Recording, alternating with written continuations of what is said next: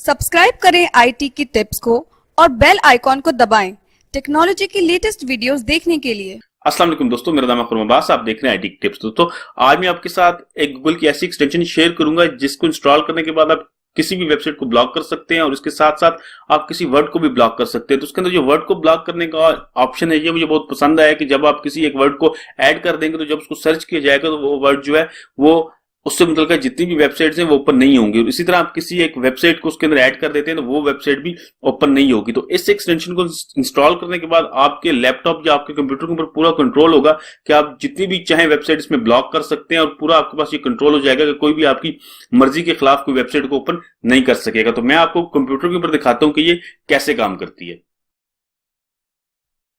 तो सबसे पहले हम गूगल को ओपन करेंगे। गूगल ओपन करने के बाद हम गूगल क्रोम वेब स्टोर पे जाएंगे।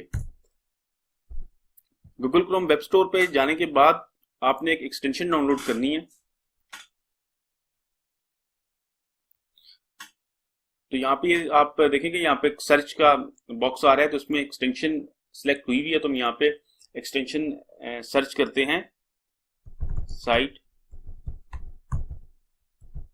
ब्लॉक। तो ये जो सबसे ऊपर आपको एक्सटेंशन नजर आ रही है आपने इसको इंस्टॉल करना है। तो आपने इसको सिंपल ऐड टू क्रोम करेंगे और इसके बाद इसको ऐड एक्सटेंशन कर लें।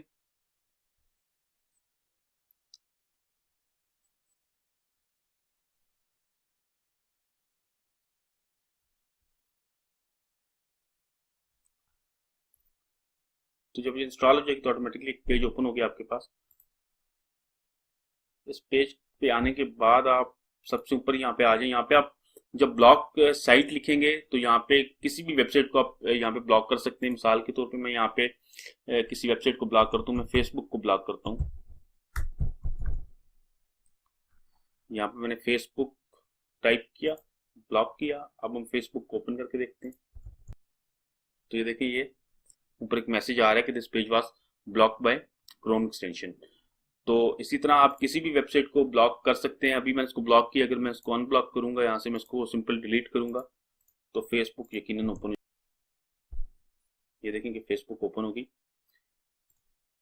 इसी तरह यहाँ पे मजीद भी ऑप्शंस है हमारे पास। ये अडल्ट कंट्रोल है हमारे पास। यहाँ पे हम इसको जितने भी अडल्ट रिलेटेड वर्ड्स हैं वो सारे इसमें ब्लॉक हो सकते हैं। इसी तरह अगर आप किसी स्पेसिफिक वर्ड को ब्लॉक करना चाहते हैं तो उसको भी कर सकते हैं। मिसाल के तौर पे मैं यहाँ पे बीबीसी लिख के इस वर्ड को ब्लॉक कर देता हूँ। तो अब जब मैं ये बीबीसी को सर्च करूंगा तो सर्च में ये नहीं आएगा और बीबीसी की वेबसाइट भी ओपन नहीं होगी। तो मैं यहाँ पे बीबीसी लिख के सर्च करता हूँ तो देखिए ये वर्ड इसने ब्लॉक कर दिया है। तो इसी तरह इसमें काफी सारे और भी कंट्रोल्स हैं। इसके अलावा इसमें प्रोटेक्शन है कि कोई आपके इस एक्सटेंशन में आके किसी साइट को रिमूव ना कर दे तो उसके लिए आप इस पर पासवर्ड लगा सकते हैं। इस तरह सेटिंग्स में जाके आप इसका शेड्यूल तय कर सकते हैं कि कितने शेड्यूल के लिए आप किस किस वेबसाइट को ब्लॉक करना चाहते हैं। तो काफी सारे इसके अंदर ऑप्शन है। और इसके अंदर एक और ऑप्शन ये यहाँ पे आप देख रहे होंगे कि रीडायरेक्ट का है कि रीडायरेक्ट पेज आप कर सकते हैं कि अगर आप किसी साइट को ब्लॉक करते हैं और आप चाहते हैं कि किसी दूसरी जगह रीडायरेक्ट हो जाए तो वो भी आप इससे कर सकते हैं। तो अगर आप इसको परचेज करेंगे तो उसमें काफी सारे और भी ऑप्शन आ जाएंगे।